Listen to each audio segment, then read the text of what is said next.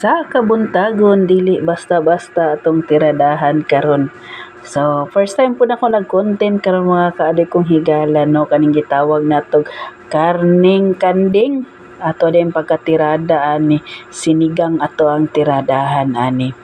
Ani kanindot ang atong kabuntagon nga perti na jud akong excited nga magluto ani kay kanilang always lang jud tagagulay diri sa amo ang panimalay no kay mao ra jud ni always pod nga available diri pero naman tay available nga karne sa kanding ato adunay tiradahan og sinigang.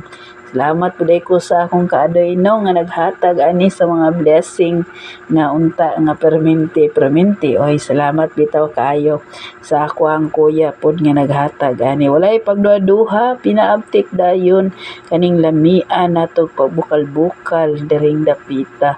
So ani kanindot ang atong kabuntagon karon mga kaadik kong higala humok na kay ito no atong gitawag nako nga karne sa kanding.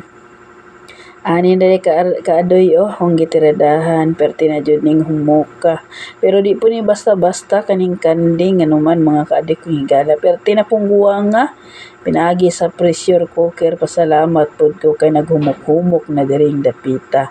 So ang iyong kaadoy no ako din gitiradahan akong giunag tirada da ang mga lamas.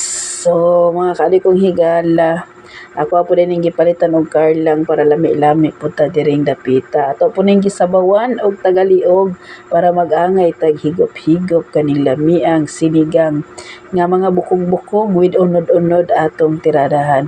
Arang kanindot sa ato ang kabuntagon kaning magluto-luto ta na di basta-basta nga maghigop-higop og sabaw nga perting lamia. Basta si kaadoy na gani ang motirada ayaw na mo katingala kay always jud na gabirada basta naala jud tay biradahan unsa biradahan kaadoy no sa pagluto-luto ong wala tay lutuonon.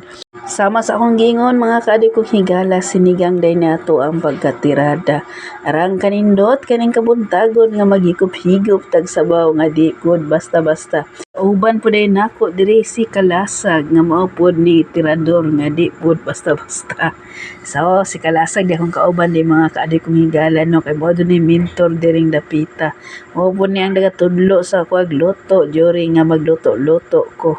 Mas akong nagaingon mga kaadik kong higala kung unsa ra jud available sa atong panimalay mao ra jud na ato ang tiradahon.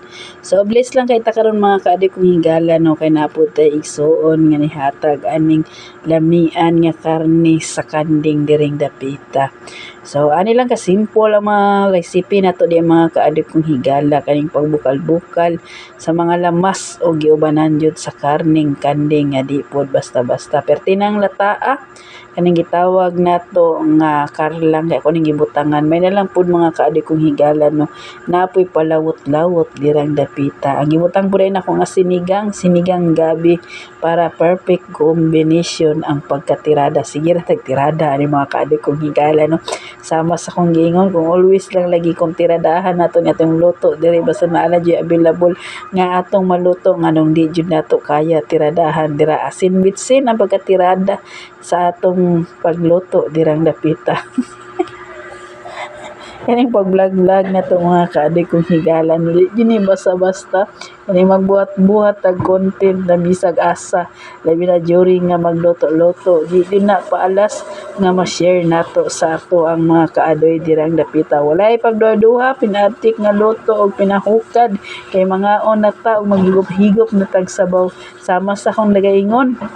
So wala pa dayon nakakaon ya mga kaadik kong higala no tirada na ta diring dapita kaning lamiang sinigang nga kanding diring dapita arang kalami og kahumot ang atong kabuntagon karon kaning magsabaw-sabaw ta nga di basta-basta tirada na tag kaon mga kaadoy.